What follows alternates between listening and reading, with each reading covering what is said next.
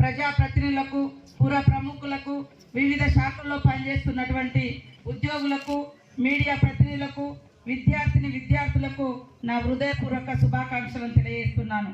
చరిత్రలో 1948 సంవత్సరం సెప్టెంబర్ 17వ తేదీకి ఒక విశిష్టత ఉంది.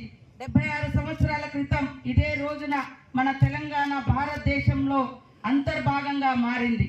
రాచరిక పాలన నుండి ప్రజాస్వామిక దశలోకి పరివర్తన చెందినది.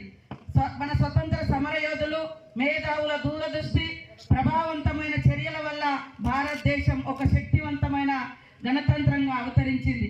భారతదేశ నిర్మాణంలో తెలంగాణ ప్రజలు భాగం పంచుకొని 76 సంవత్సరాలు పూర్తయిన సందర్భంగా గౌరవ ముఖ్యమంత్రి శ్రీ యనుమల రేవంత్ రెడ్డి గారి నాయకత్వంలోని ప్రజా ప్రభుత్వం సెప్టెంబర్ 17ను తెలంగాణ ప్రజా పాలన దినోత్సవంగా ఘనంగా జరుపుకుంటున్నాం.